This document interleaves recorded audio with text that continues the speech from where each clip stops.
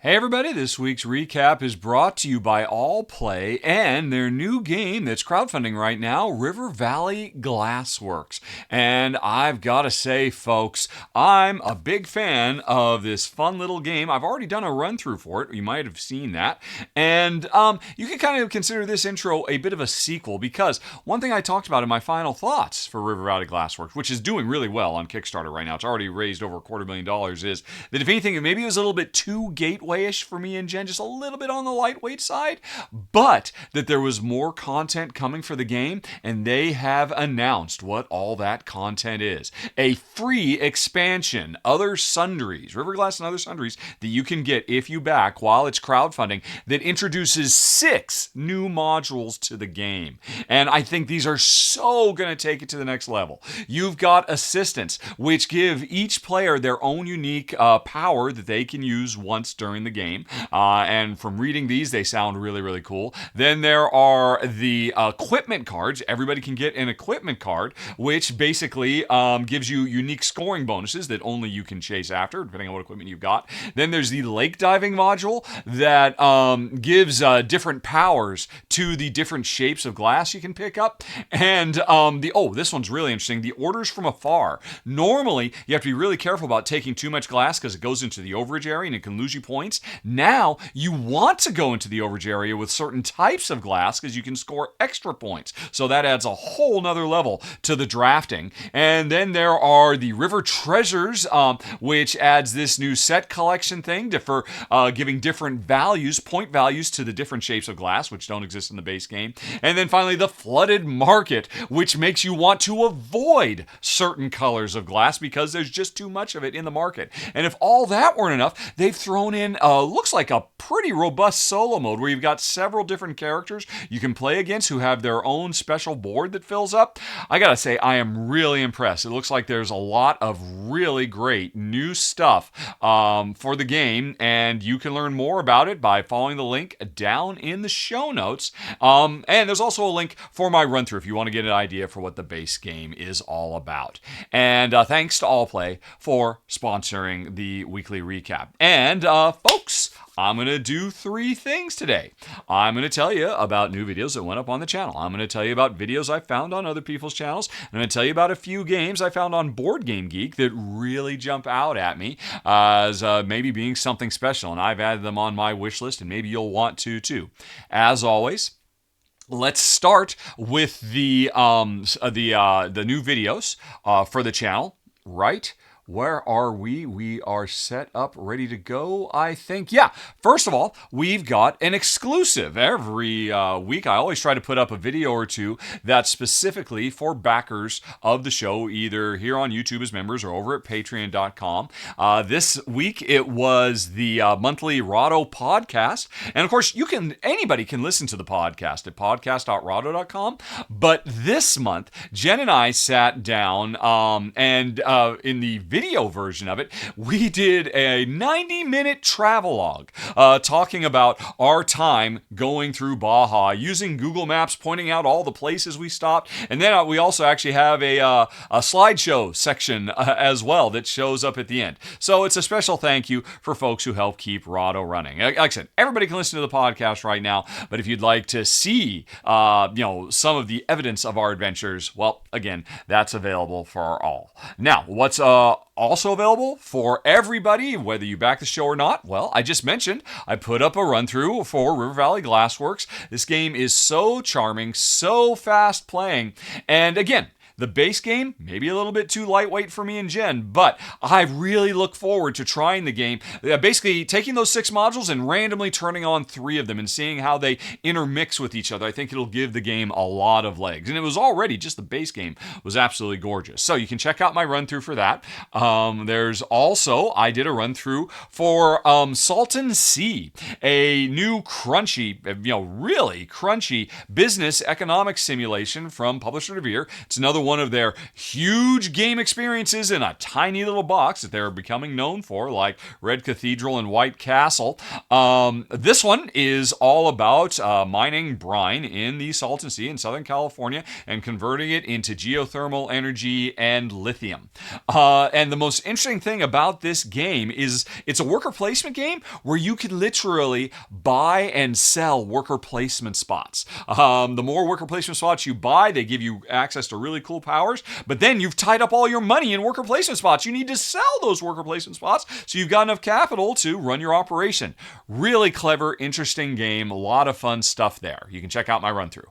And let's see. Oh, I've also got the Rahdo Q&A number 27, which of course is an excerpt from that podcast I was talking about. You know, the whole podcast is 4 hours long, but nobody on YouTube wants to watch a 4-hour video. So I take the game sections and every week I put out another excerpt. So in this particular episode, I was talking about why don't we see more heavy co-op games in the industry? Why is it always pandemic, weight, or lighter? What would make a good war game for me? What would it take to get me involved in wargaming?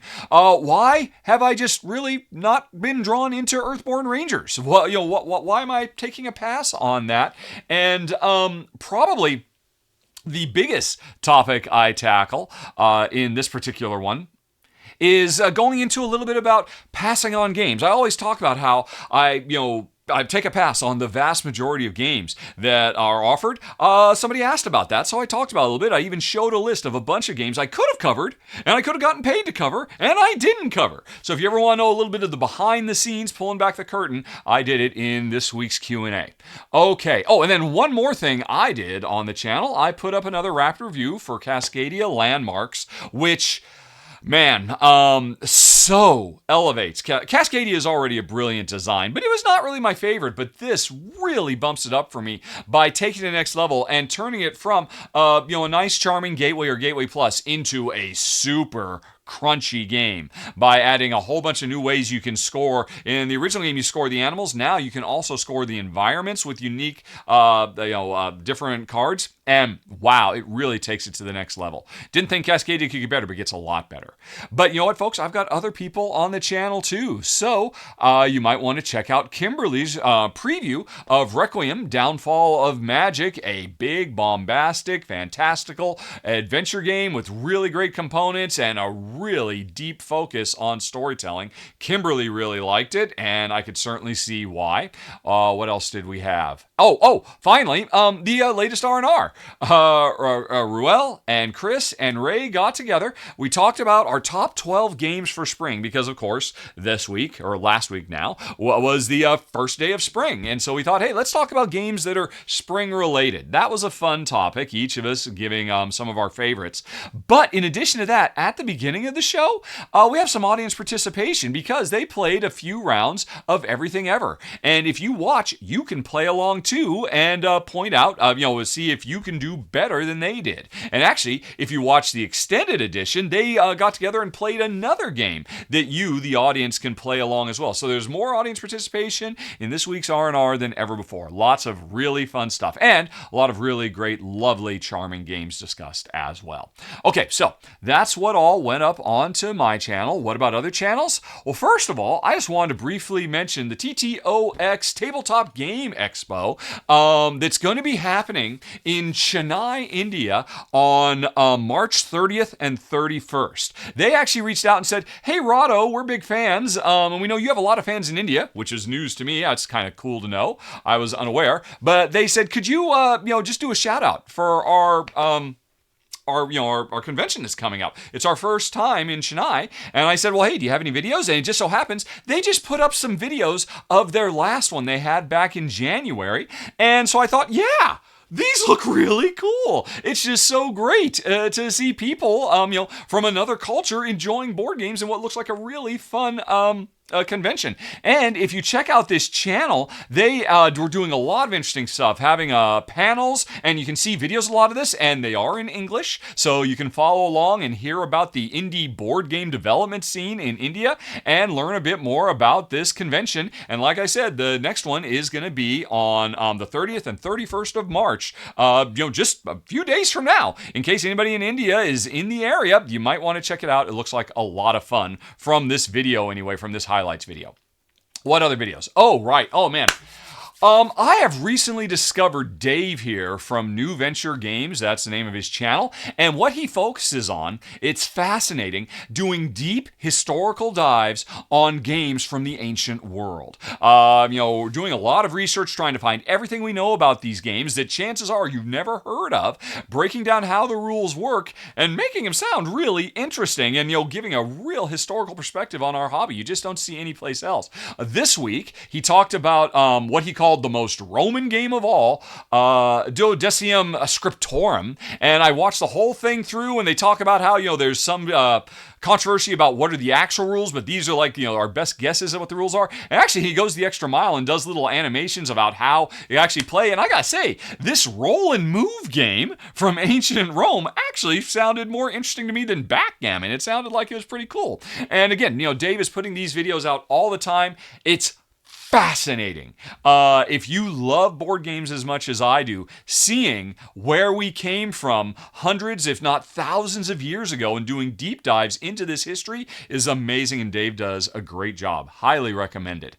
What else was there? Oh, man. GameCourt. I've mentioned them before on the show. I really like this channel, and this time they did a top 10 hidden gems, and I started watching it, and as soon as they mentioned their first one, Age of Galaxy, and then I looked to their next one, and they had Rise, and then they had one of the 1900, and then they had Pocket Master Builder.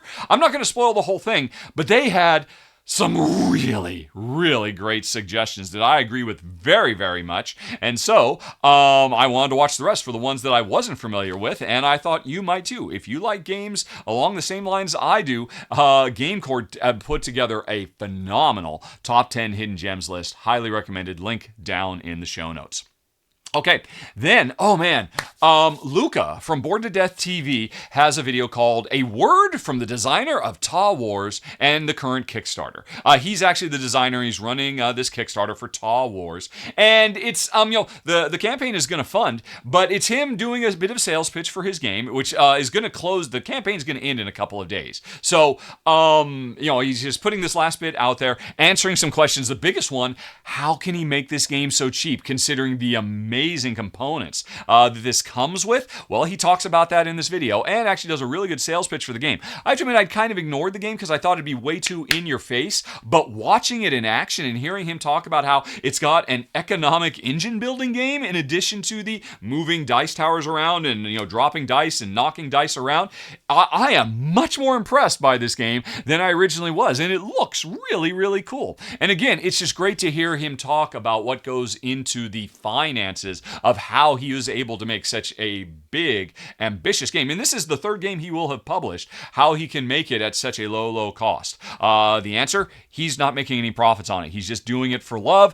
This is the very nature of what Kickstarter is about. And again, if you're anything like me, you might enjoy this quick video where Luca really expresses his passion for this project. Let's see, I have one more video I've got. Okay, it's Dan King. He's a little late to the party, but he did a video review for Onironauts. Now, this is a game I've been talking about, I feel like, for years. It's basically cooperative Dixit, but it's better in every way than Dixit. I mean, this should be one of the ultimate card art party games out there. It's from the developer designers of Mysterium, and I think it's brilliant. And when I was at Dice Tower West, I got Dan and said, look, I need to play this with you. He and his friends agreed it was brilliant too, and so he immediately went back home and made this video, mostly as a call out to the industry to say some publisher needs to pick this game up. It unfortunately got published in the Ukraine right at the beginning of the Russian invasion, so it just kind of disappeared off the face of the earth, and nobody can get this game now, even though it's one of the best party games and the best social interaction imagination games Period. Jen loves it to pieces. We've had nothing but success showing it to friends and family, and now I showed it to Dan. He loves it too, and he is starting a crusade to get this thing picked up by a publisher. If you are a board game publisher, if you know anybody in board game publishing, point them to Dan's video. Link for it down in the show notes like everything else, because he, like me, is a big fan of Onironauts from iGames. Okay, so that is what we've got for videos. Pretty good. Now, let's talk about some games, shall we? Where are they? I'm still getting used to doing things back home because I've been doing this on the road for so long. Okay, here we go. I got my games queued up. I've got 1, 2, 3, only 4 games that really jumped out at me on Board Game Geek this week, but I think they're definitely worth talking to. So let's look at them. For starters, there's Mythwind, Friends and Family. I just recently got a copy of Mythwind. I haven't played it yet, but I'm very excited to give it a try because I really love the asymmetry and the laid-back nature of it and all of that. But one thing I've heard a lot, like probably the number one complaint about this game is that there's no real significant interaction between players. Everybody's playing their own little game, which for me as a multiplayer solitaire fan is not a problem, but I see why some people are bothered by that. And so this new expansion, because it's going to be crowdfunding for a new reprint of the game, and this expansion will be available. It's coming very soon. And it adds several things. The biggest one, character interaction. Every player type will have a unique way to interact. So the town merchant will be able to sell stuff to other players. The blacksmith will be able to make stuff for other players. The adventurer will bring stuff back that other players can use. I'm hypothesizing. It just says each playable character gains a unique way to interact with every other character in play. That seems like the number one thing that people wanted to see from this game, and they're delivering. But then they're going above and beyond. Villagers you can become friends with, best friends. They can become life partners. I'm thinking back to my early life as a video game designer working on Fable. And so some of those ideas are coming into board game form. More of a focus on socializing. And that's one of the things that just makes Mythwind so attractive and evocative and exciting for me, that this is a fantasy world that isn't about going out and slaying a bunch of stuff and having good adventures. It's just about living your best life, but in a beautiful, bucolic, almost Fable-esque world, and it seems like Friends and Family is going to make it even more so. So I am very excited about that. I might even have to wait on playing Mythwind until I get my hands on this. We'll see. Let's see, what else did I have? Oh, Everbloom. Actually, in last week's recap, or maybe it was the week before, Grant had a new games, a Gamma game show wrap up, and one of the games he talked about there was Everbloom. And I looked at it a little bit more, and I went back and watched his video again, and he really sold me on it. There's not much here on Board Game Geek. There's just one picture of the absolutely beautiful cover art. This is a fantastical world where animals and plants combine. Basically, the creatures of this world are both flora and fauna. They are the pollinators and the things that need pollinating. But what that translates to, there's no description on Board Game Geek, but the way Grant described it, it's kind of like an auction game where you're putting feelers out, and wherever you put your auction, you also make connections to adjoining things. That sounds interesting to me, particularly when Grant talked about how, much like Furnace, sometimes you desperately want to lose your auction because there's different types of benefits you can get instead of what you're actually bidding on. And that's so amazing in Furnace, and this game looks so beautiful, and Grant spoke so highly of it because he actually got to play a full game of it at Gamma, that I decided I've got to put this on my wish list. I mean, just look at that. And go watch Grant's Gamma wrap-up from last week's recap if you didn't already, and see if he doesn't sell you on it as well as he sold me on it. Another one I've got is Harmony. And I don't know the designer, Jose Soto or DMZ Games, not really very well known to me, but what really drew me to this is it is a cooperative deck building game where we are trying to, return light to the world, do standard kind of fantastical, adventure-y stuff. But there's two things that drew me in. One, the art is really evocative, really gorgeous, really jumps out at me as a world I want to explore. And experience. But when they talk about the cooperative deck building, one of the big features is as you and I are building our decks, working together, trying to coordinate our activities, we can actually take cards out of our deck and give them to each other. So I'm building my deck and your deck at the same time.